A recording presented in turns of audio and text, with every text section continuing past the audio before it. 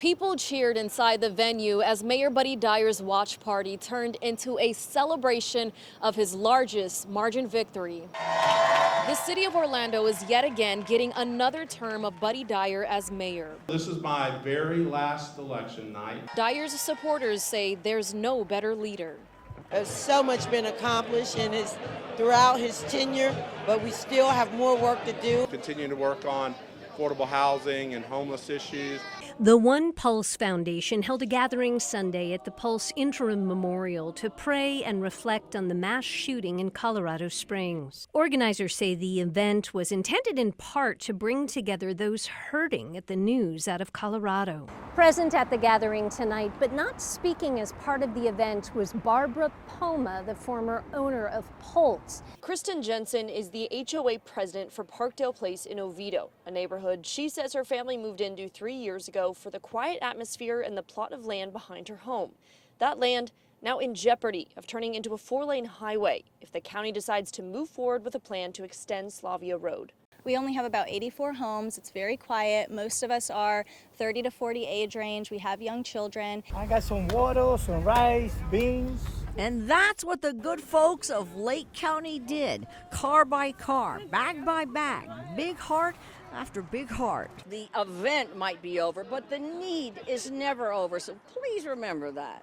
We love you, Lake County! Graduates from Valencia College will work directly with these Brightline trains here at the maintenance facility. Now, it is a lot of hands-on labor, but Brightline tells me positions here start at $20 an hour. Usually there's about 12 inches below that deck, and now it's come up right up level with it. Libby's in the process of having a new dock put in, but if his old one was still here, it would be underwater. a lot of people didn't seem too worried about where the water levels are at right now, but they've seen a lot worse. Keep in mind, this time last year, this road was underwater during Ian. A ceremony honoring the fallen. Never forget those who have been lost in the line of duty serving Central Florida. The Seminole County Sheriff's Office held the 2024 Law Enforcement Memorial Ceremony, remembering 6 people within their department. Dozens of people gathered at the Lime Bay Colony Apartments in Orlando Sunday to honor the memory of 31-year-old Derek Cummings. Several people who spoke at the vigil made 2 different pleas. The first was to stop the violence. The second was for anyone who has information about this fatal shooting to please come forward. Mayor Jerry Demings is trying to get people on board because he says it'll give them a better experience traveling in Orange County. How many of you are willing to help pay for the solution? Raise your hands. Mayor Jerry Demings has been making stops throughout Orange County to push a penny sales tax that he says would help bring better transportation. On Wednesday night, he spoke to a crowd in downtown Orlando about how they can invest in more buses, trains, and safety for drivers and walkers. And emergency officials, they say it's a good thing to see rain coming in through the county, which has a burn ban in effect right now. But they do say this system really could have an impact on their beach restoration efforts. So those waves, again, always they eat up the sand. Jonathan Lord, Flagler County's Emergency Management Director, says a lot of work is underway along the coast. Inside the Media Center here at Vanguard High School, these football players are engaged in a huddle right now.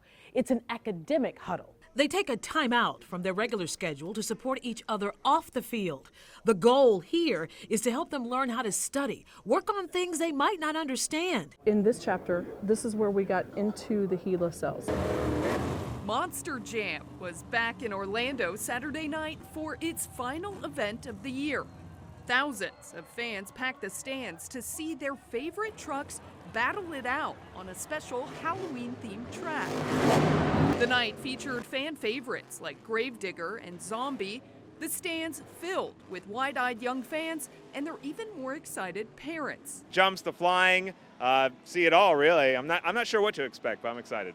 And the night did not disappoint. There was plenty of jumps, flying, and fun. This year marks the 150th edition of the Silver Spurs Rodeo, over 70 years in total. I love how the bulls kick them off. It's really funny. And she had plenty of opportunity to see it.